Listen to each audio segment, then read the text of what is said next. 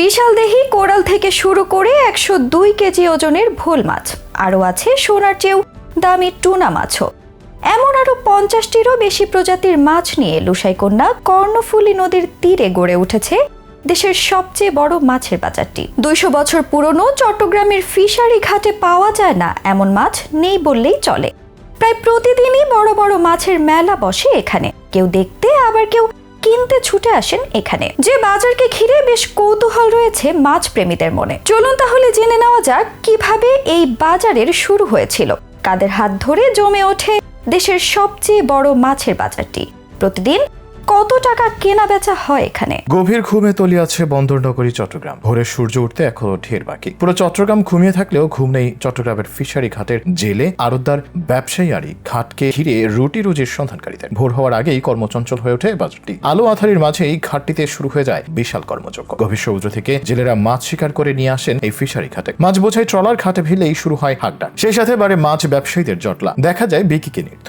একদিকে যেমন জমে ওঠে মাছ বেচা বিক্রি, অপরদিকে চলে বরফ দিয়ে মাছ সংরক্ষণের প্রস্তুতি। মাছ সংরক্ষণের জন্য এখানে গড়ে উঠেছে কোল্ড স্টোরেজ। সরেজমিনে চট্টগ্রাম ফিশারি ঘাট ঘুরে দেখা গেছে ভোর থেকেই ঘাটে ফিশিং বোটগুলো ভিড়তে থাকে। এরপর শ্রমিকরা বোট থেকে বিভিন্ন প্রজাতির সামুদ্রিক মাছ খাঁচায় বহন করে আড়তে নিয়ে আসেন। অনেক ব্যবসায়ী বিদেশেও রপ্তানি করেন এসব মাছ। ক্রেতাদের হাতে সমুদ্রের তাজা মাছ তুলে দিতে ফিশারি ঘাট থেকে মাছ সংগ্রহ করেন চট্টগ্রামের খুচরা বিক্রেতারাও। এই বাজারে আসা কোনো মাছের ওজন যেমন 50 গ্রাম, কোনোটির বা 20 কেজি। সব মাছ সব সময় পাওয়া না গেলেও লইট্টা, চিংড়ি, বাটা এবং কোরাল সব সময় পাওয়া যায়। মিঠা পানির মাছও ওঠে প্রচুর। এগুলো বেশিরভাগ রুই, কার্ভ, মৃগেল, কাতল, পাঙ্গাস, ব্রিগহেড, শোল, টাকি, তেলাপিয়া, চিংড়ি ইত্যাদি। চট্টগ্রামের এই মাছের বাজারটি বর্তমানে দেশের সবচেয়ে বড় মিঠা ও সামুদ্রিক মাছের পাইকার বাজার। শুধু বাংলাদেশে নয়, দেশের বাইরেও এই বাজারের বেশ নামডাক রয়েছে। তবে রাতারাতি এই বাজার বিশ্বব্যাপী জনপ্রিয়তা পায়নি। খোঁজ নিয়ে জানা যায় এই বাজারে প্রায় 22 আড়তে প্রতিদিন শতাধিক মেট্রিক টন মাছ বিক্রি হয়। এ বাজারকে কেন্দ্র করে গড়ে উঠেছে অসংখ্য বরফকল ও কোল্ড স্টোরেজ। এ বাজারের বাণিজ্যিক কার্যক্রমে প্রায় 1.5 লক্ষ মানুষের জীবিকা জড়িয়ে আছে। চট্টগ্রামে